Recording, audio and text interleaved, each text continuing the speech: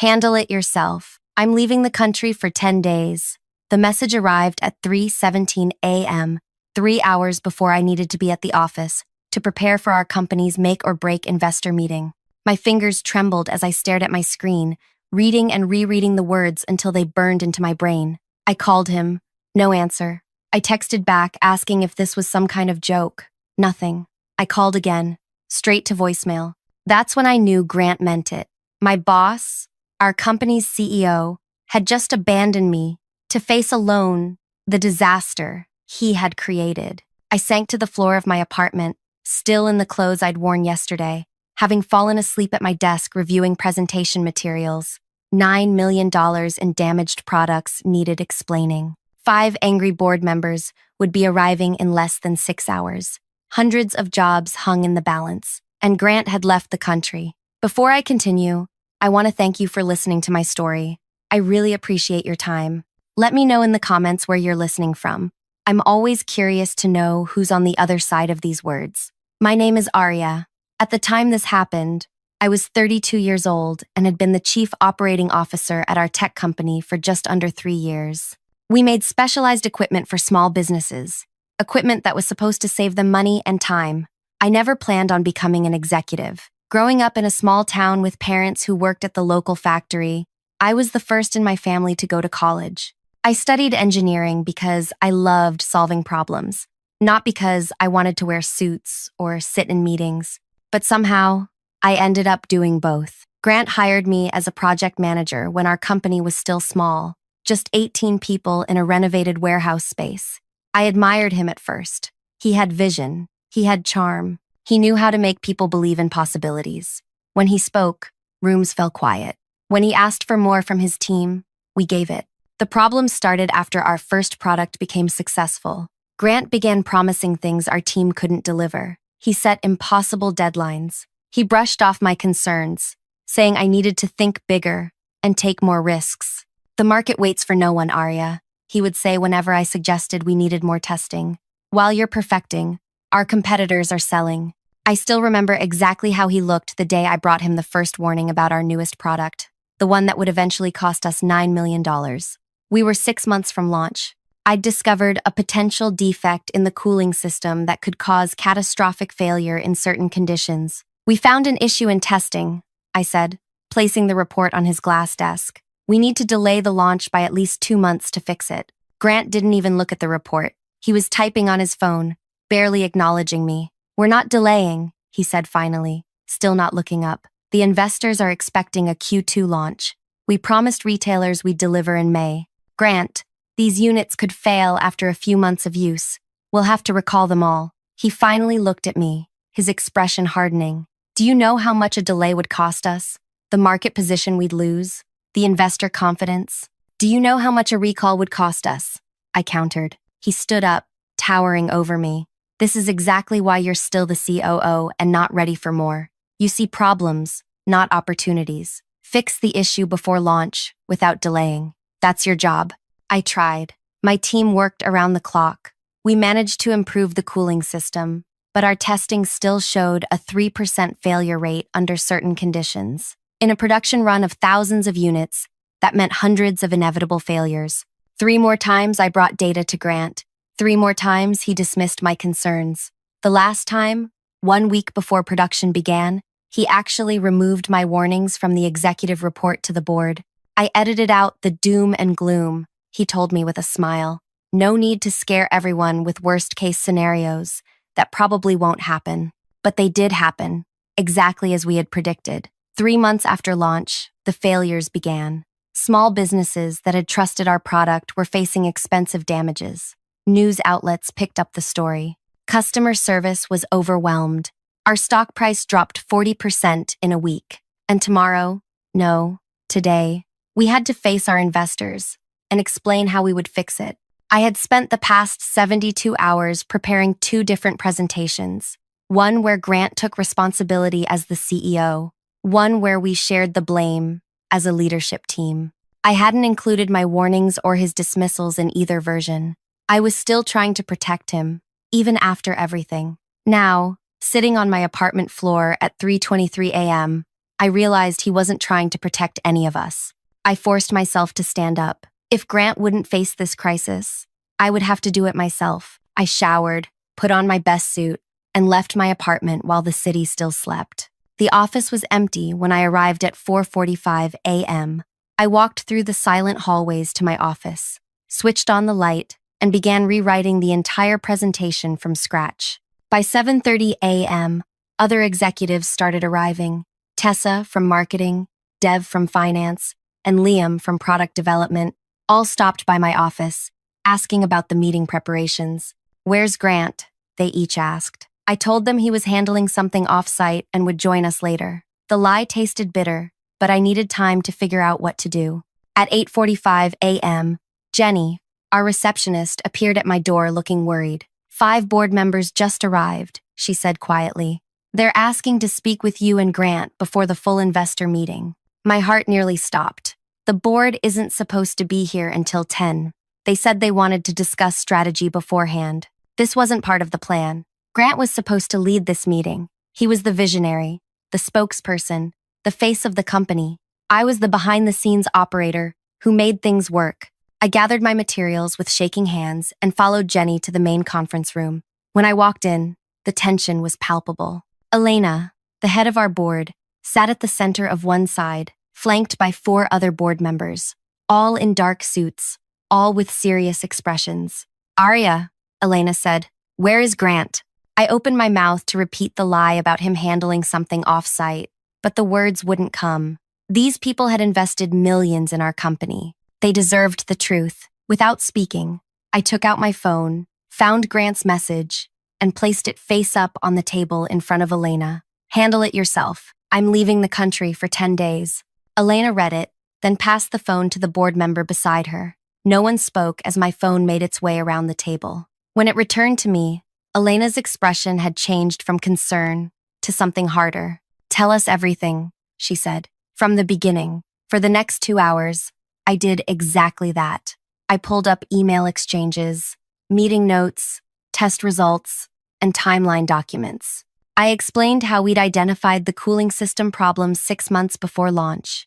I showed them Grant's edits, removing my warnings from reports. I detailed every attempt I'd made to address the issue, and how each had been overruled. I didn't try to make myself look good. I admitted where I could have pushed harder, where I should have escalated my concerns to the board directly. I took responsibility for not standing my ground more firmly. When I finished, Elena asked me to step out so the board could discuss privately. I waited in my office, certain I had just ended my career. I had exposed not only Grant's failures but also my own inability to prevent this disaster. 20 minutes later, I was called back in. "We've made some decisions," Elena said. "You will lead the investor meeting today. You will present your plan for the recall. You will be the point person for this recovery operation." I nodded, still expecting to hear about my termination after the crisis was handled. "As for Grant," she continued, "we will address leadership issues separately. For now, your priority is to stabilize the company and manage this recall effectively." The investor meeting that followed was the most challenging presentation of my life. I stood before 37 investors and explained exactly what had gone wrong, why it had happened, and how we planned to fix it. I didn't blame Grant by name, but I made it clear that our leadership had failed to heed internal warnings about product readiness.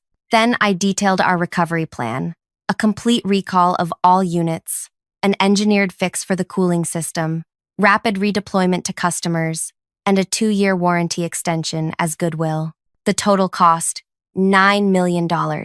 "This will deplete our cash reserves," I acknowledged. "We're requesting bridge financing to ensure we can complete the recall while maintaining operations." The questions were brutal. The doubt was evident. But something unexpected happened. Because I hadn't tried to spin the situation, because I had been transparent about both the failures and the solutions, the investors responded with cautious support. By the end of the day, we had secured conditional financing. The recall could begin. We had a chance to save the company. For the next 10 days, I barely slept. My team and I worked around the clock. We contacted customers, coordinated returns, expedited the engineering fix, and rebuilt our quality control processes from the ground up. I discovered something about leadership during those 10 days. It wasn't about grand visions or inspirational speeches. It was about showing up. It was about taking responsibility. It was about standing beside your team when everything was falling apart. Every morning at 7 a.m., I held a company-wide meeting. Every evening at 7 p.m., I sent an update to all employees and the board. I was transparent about our challenges and our progress. I acknowledged mistakes and celebrated small victories. Dev from finance worked miracles to manage our dwindling cash flow. Tessa from marketing crafted messaging that was honest without being alarming. Liam from product development barely left the building as he redesigned the cooling system. Jenny from reception volunteered to help call customers when our service team was overwhelmed. I learned more about my colleagues in those 10 days than I had in 3 years.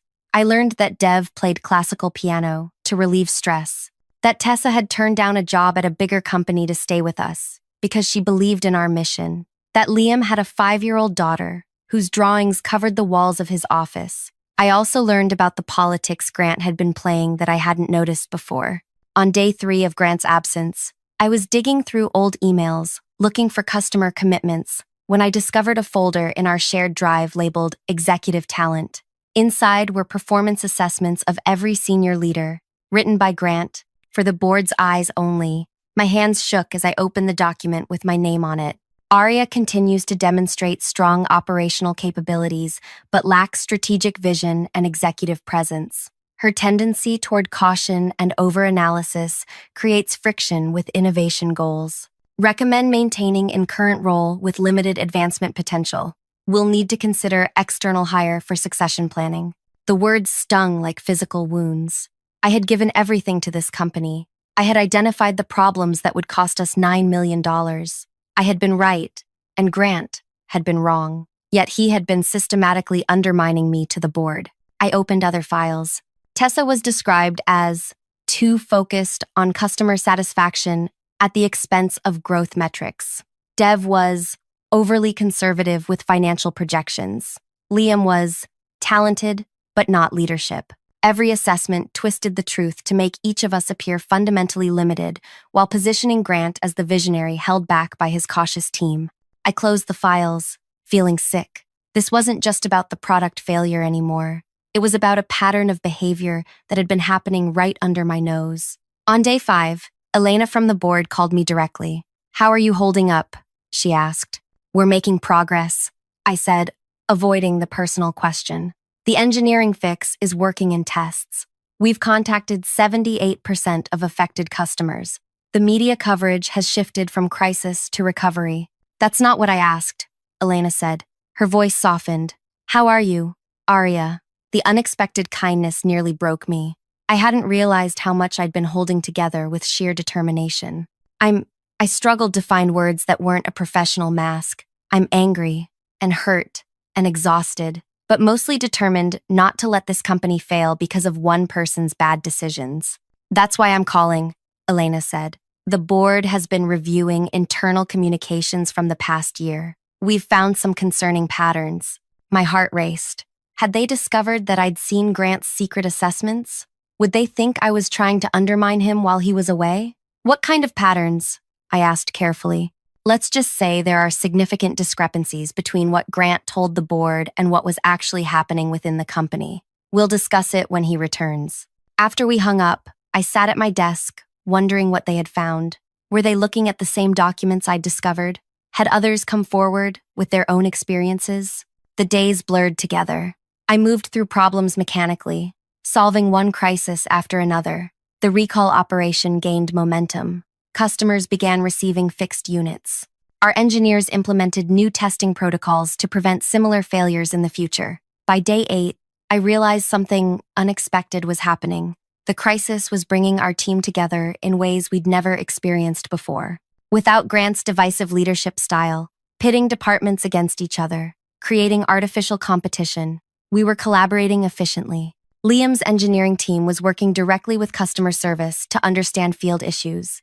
Marketing and finance were aligned on customer retention strategies. Middle managers who had previously guarded information were now sharing insights openly. On day 9, Dev came to my office with budget projections. "If we continue at this pace, we'll complete the recall under budget by about $800,000, he said, sliding a spreadsheet across my desk. I stared at the numbers. How is that possible? Several reasons. The engineering fix was less expensive to implement than we initially projected. Our suppliers gave us preferential rates when they learned we were doing right by customers. And our team has been working so efficiently that labor costs are lower than expected. That's credible, I said. Dev nodded. It's because of your leadership, Arya. People want to work for someone who tells them the truth, even when it's hard. His words stayed with me that night as I drove home at 11 p.m. For the first time in 9 days, I allowed myself to think about what would happen when Grant returned tomorrow. Would he sweep in and take credit for the recovery? Would he spin a story about how his absence was strategic, giving the team space to implement his vision? Would the board believe him? I barely slept that night, playing out different scenarios in my mind. By morning, I had made a decision. I wouldn't try to expose Grant or demand recognition. I would simply present the facts of what had happened during his absence and let the results speak for themselves. I arrived at the office early on day 10, the day before Grant's scheduled return. The recall was 67% complete. Customer satisfaction scores were rebounding. Media coverage had shifted to stories about our transparency and commitment to making things right. Elena called mid-afternoon. The board would like to meet with you and Grant tomorrow at 9 a.m. Grant doesn't know about this meeting, I said. We'll inform him upon his return. Please prepare a complete briefing on the recall operation and current company status. That night, I worked until midnight creating a comprehensive presentation. Not to impress the board, but to ensure every detail of our team's efforts was documented. Every decision we'd made, every challenge we'd overcome, every person who had contributed. When I finally got home, there was a new message on my phone. Landing at 7 a.m. Need full update before board meeting. Meet in my office at 8. Grant was coming back a day early. He knew about the board meeting. I didn't respond. Instead, I took a long shower and tried to prepare myself mentally for the confrontation ahead. I wasn't the same person who had read his 3 a.m. text 11 days ago. I wouldn't simply fall back into the role of making him look good at my own expense. Morning came too quickly. I dressed with unusual care, choosing a dark blue suit that I'd bought months ago, but had never had the confidence to wear. I arrived at the office at 7:30, giving myself time to center my thoughts before facing Grant. As I walked to my office, people stopped me in the hallways. They thanked me. They told me about customer calls they'd received. They shared small victories from the past 10 days. I realized that whatever happened with Grant and the board, something fundamental had changed in our company culture. People felt valued. They felt heard. They were proud of how we were handling the crisis. At precisely 8 a.m., I walked into Grant's office. He was sitting behind his desk as if he'd never left, looking tanned and rested in contrast to our exhausted team. There was no acknowledgement of his abandonment, no apology, not even recognition of the crisis he'd left behind. Arya, good, he said, barely looking up from his computer. Give me the quick version so I can prepare for the board. $9 million, I said, remaining standing. That got his attention. He looked up, frowning. What about it? That's what your decision cost this company. Your decision to ignore warnings about the cooling system. Your decision to remove those warnings from board reports. Your decision to launch a product you knew might fail. His expression hardened. If you've come to point fingers, I'm not pointing fingers, Grant. I'm stating facts. Facts that the board already knows, because I showed them the evidence while you were gone. He stood up slowly, his face flushing with anger. You had no right. I had every right, I interrupted. You left me to handle it myself, remember? So I did. I handled all of it. For a moment, he seemed at a loss for words. Then his expression shifted to the charming confidence that had once impressed me. Look, Arya, I understand you're upset, but stepping away was a calculated decision. The team needed space to implement the recovery without my presence, causing additional media scrutiny. It was strategic. I almost laughed at the audacity. Is that what you're planning to tell the board? That abandoning your company during its biggest crisis was strategic? The results speak for themselves, he said smoothly. The recall is proceeding. The company has survived. Sometimes leadership means knowing when to step back. You're right about one thing, I said. The results do speak for themselves. I turned to leave, then paused at the door. The board meeting is in 45 minutes. Everything that happened while you were gone has been documented. Every email, every decision, every conversation, just so you know. His confident smile faltered for just a moment, enough to tell me he understood the implications. I walked out, closing the door quietly behind me. As I headed toward the boardroom to set up my presentation, I felt a strange calm. For years, I had worried about proving myself, about being executive enough, about meeting Grant's impossible standards. Now I realized those standards had been artificially constructed to keep me in my place. The real test of leadership had come in the past 11 days. And while I hadn't been perfect, I had been present. I had been accountable. I had told the truth. 45 minutes later, I sat at the conference table, waiting for the most important meeting of my career to begin. The board members filed in, followed by Grant, who took his usual seat at the head of the table. Elena called the meeting to order with a simple question that would change everything. Grant, would you like to explain where you've been for the past 11 days while your company faced its biggest crisis? Grant leaned forward with the practiced confidence of someone who had talked his way through countless difficult situations. His smile didn't waver as he addressed Elena. As I was just explaining to Arya, my temporary absence was strategic. I recognized that my presence during the height of the media coverage could intensify scrutiny. Sometimes, leadership requires making difficult decisions for the greater good. The board members' faces remained impassive. Elena glanced at her colleagues before responding. Interesting perspective, she said. Arya, would you share your experience of the past 11 days? I opened my laptop and connected it to the projector. Rather than telling you about it, I'd like to show you exactly what happened after Grant's departure. For the next 30 minutes, I walked through a detailed timeline. The emergency team we had assembled, the engineering solution we had implemented, the customer communication strategy, the financial arrangements we had made to keep the company afloat. I showed metrics, recall completion rates, customer satisfaction scores, media sentiment analysis, employee overtime hours. I shared before and after comparisons of our quality control processes. Throughout my presentation, Grant nodded, as though approving of work done under his distant guidance. Twice he interjected with, "This follows the crisis framework I developed last year," and exactly as I would have approached it. When I finished, Elena thanked me, then turned to Grant. "You mentioned this was strategic. Did you communicate this strategy to anyone before leaving?" I felt it was best not to create unnecessary documentation that could be discovered in potential litigation, Grant said smoothly. Another board member, Harold, who rarely spoke during meetings, cleared his throat. "Grant, we've reviewed all internal communications surrounding this product failure." Grant's expression didn't change, but I noticed his hand tighten around his pen. Harold continued, "We found multiple instances where Arya and her team warned about the cooling system issue. We found evidence that you removed these warnings from reports to this board." "That's a mischaracterization," Grant said quickly. "I streamlined reports to focus on actionable items rather than theoretical concerns." Elena slid a folder across the table. "These are emails where you explicitly instructed your team to proceed despite known defects. This is the original board report with Arya's warnings highlighted, and this is the version you provided to us with those sections removed." Grant glanced at the documents without touching them. "In a fast-moving industry, we have to make judgment calls. If we halted production every time an engineer raised a concern, we'd never ship anything.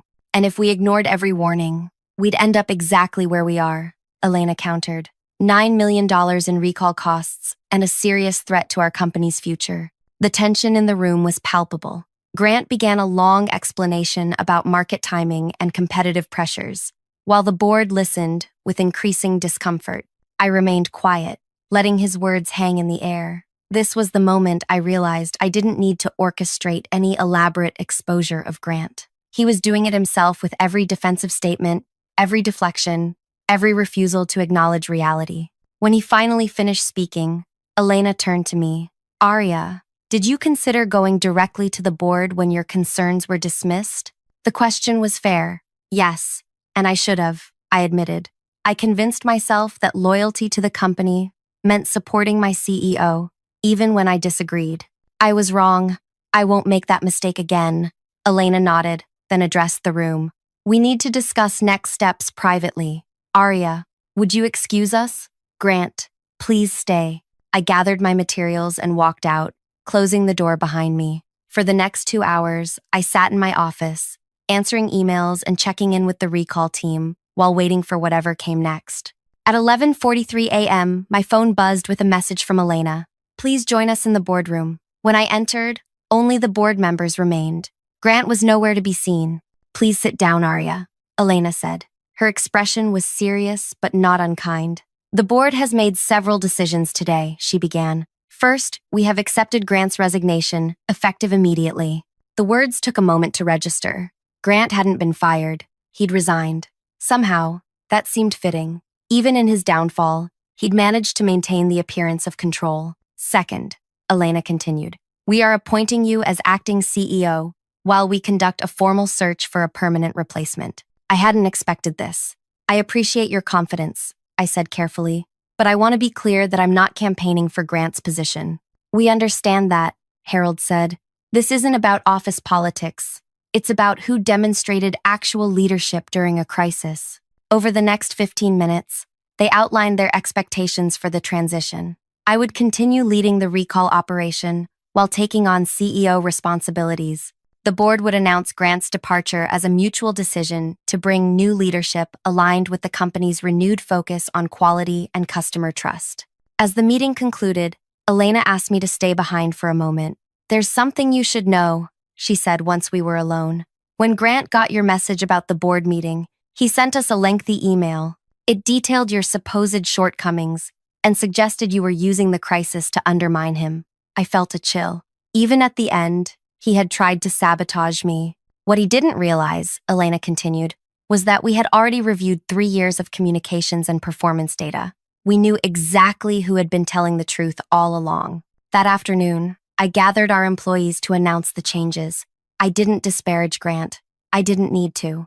I simply explained that we were entering a new chapter, focused on rebuilding trust, with our customers, with our investors, and with each other. 6 months later, our company had not only survived, but was growing again. The recall was complete. Our redesigned product was receiving positive reviews. We had implemented new quality control systems that became a model in our industry. The board removed acting from my title after 4 months, making me the permanent CEO. I promoted Tessa, Dev, and Liam to my executive team. Together, we built a culture where raising concerns was rewarded, not punished. I occasionally thought about Grant.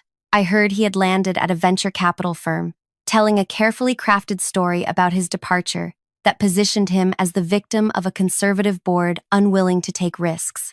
But the people who mattered knew the truth. His own words and actions had revealed who he really was when pressure was applied. My revenge wasn't in destroying him. It was simply in making sure his true character was visible to those who needed to see it. The greatest revenge, though, was building the company he couldn't. One based on honesty, accountability, and genuine teamwork rather than ego and image. One where we celebrated our successes together and faced our failures with courage. If you've stayed with my story until the end, thank you. Leadership isn't about titles or corner offices. It's about showing up when it matters most. It's about standing beside your team when things get hard. It's about having the courage to speak truth, even when it's easier to stay silent. If this resonated with you, please like and share so others might find something valuable in my experience. I'd love to hear your thoughts in the comments below. Have you ever had to step up during a crisis when others stepped away? What did you learn?